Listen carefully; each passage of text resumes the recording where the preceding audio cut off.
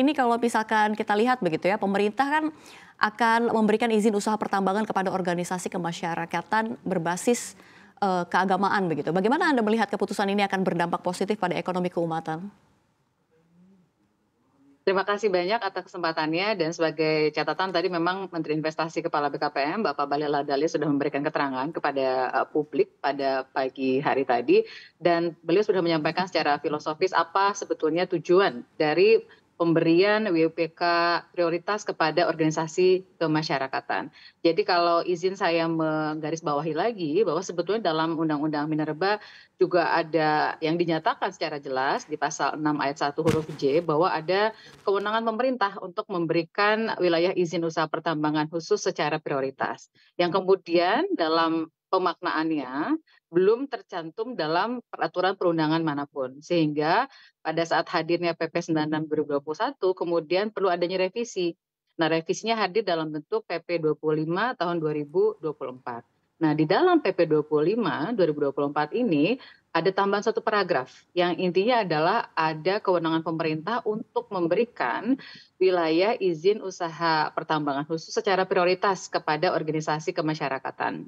Saya izin menyinggung sedikit apa yang sudah disampaikan oleh Pak Bahlil bahwa pemberian kepada organisasi kemasyarakatan ini sebetulnya adalah bentuk redistribusi atau keadilan kepada masyarakat. Kalau selama ini misalnya ada masukan, catatan, bahkan kritik kepada pemerintah bahwa IUP ini diberikan sepenuhnya kepada investor, justru ini adalah bagaimana negara hadir untuk memberikan kepada masyarakat, yang dalam hal ini tentu tidak seluruh elemen masyarakat, yaitu adalah organisasi kemasyarakatan. Dan yang diutamakan dalam tahap pertama ini, Mbak, dan juga pemirsa adalah organisasi keagamaan. Tentu tidak hanya agama Islam, tetapi kepada agama yang diakui di Indonesia, yaitu Islam. Islam sendiri kita ketahui ada dua organisasi besar, yaitu NU dan Muhammadiyah. Kemudian yang merupakan induk dari agama Kristen Protestan, lalu Katolik, Hindu, dan juga Buddha. Nah, dari sisi inilah kemudian Kementerian Investasi juga memastikan kami semua kementerian itu pemerintah sudah bersepakat. Dan kalau kita bicara mengenai PP nomor 25 2024 sebagai revisi atau perubahan atas PP 96 2021, ini sudah diparaf oleh seluruh kementerian teknis. Artinya semua kementerian sudah melakukan evaluasi, catatan, dan melihat bagaimana pelaksanaan ke depannya, termasuk Jaksa Agung di dalamnya terlibat untuk melihat bagaimana implementasi. Nah, dalam implementasinya, Mbak, izin kami menyampaikan juga bahwa tentu ada ketentuan. Ini kan biasanya ada beberapa concern dari masyarakat dan pemerintah memandang perbincangan atau diskursus publik yang terjadi dalam sepekan dua pekan terakhir ini sebagai hal yang baik. Pertama, ini menyampaikan pesan kepada pemerintah bahwa masyarakat publik concern atau peduli terhadap isu pertambangan yang kemudian akan diberikan kepada organisasi kemasyarakatan, terlepas pro dan kontranya. Yang kedua adalah memberikan peluang dan ruang bagi pemerintah, bagi kami untuk menjelaskan lebih clear, lebih crystal clear kepada masyarakat, seperti CNBC memberikan ruang kepada kami. Nah, pemberiannya pertama concern biasanya adalah kenapa memberikan kepada ormas. Tadi sudah clear ya secara filosofi, kami pikir tidak perlu dijelaskan lebih jauh bagaimana peran ormas keagamaan kepada bangsa dan negara. Tidak perlu lagi ada tinjauan seberapa besar, seberapa dalam, seberapa luas dampak yang sudah diberikan positif kepada masyarakat selama ini. Dari sisi sosial, pendidikan, keamanan, stabilitas politik, dan seterusnya. Nah, yang berikut biasanya concernnya adalah apakah mampu ormas ini untuk mengelola. Jadi yang diberikan nantinya WUPK dan kemudian IUP-nya adalah badan usaha yang di dalamnya adalah badan usaha ormas. Jadi misalnya Nahdlatul Ulama tentu bukan PBNU-nya tetapi badan usahanya. Kemudian yang berikut ada pertanyaan, bagaimana jika kemudian nantinya ada kesan tadi malah wartawan yang bertanya pada saat Pak Bahlil, Pak Menteri Investasi melakukan press conference, bagaimana kalau nanti ada tindakan atau aksi semacam broker gitu. Nah, inilah yang dijaga oleh pemerintah. Artinya apa? WUPK ini tidak bisa dipindah tangankan. Dan ini bukan diletakkan kepada pimpinan organisasi, tetapi kepada organisasinya melalui badan usaha. Jadi tidak bisa dipindah tangankan.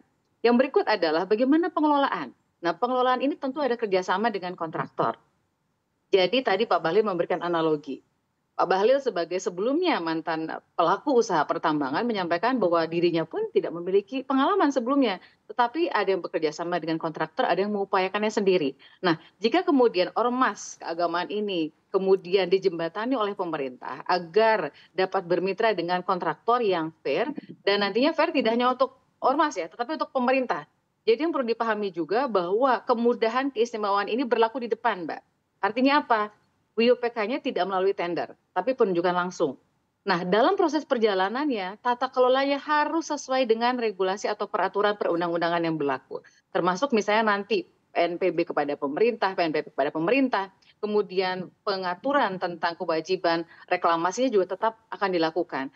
Jadi ini untuk mematahkan juga anggapan bahwa nantinya faktor lingkungan tidak akan terjaga. Jadi sekali lagi, keistimewaan itu diberikan di awal dalam hal tidak ada tender, tetapi penunjukan langsung kepada ormas keagamaan.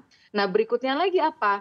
Bahwa nantinya dalam pengelolaan ini kontraktor tidak boleh ada konflik of interest, tidak boleh bekerja sama dengan dengan pemilik PKB 2B sebelumnya. Karena kan sebetulnya yang akan diberikan ini adalah wilayah ex PKB 2B atau wilayah bekas pertambangan batu bara, begitu.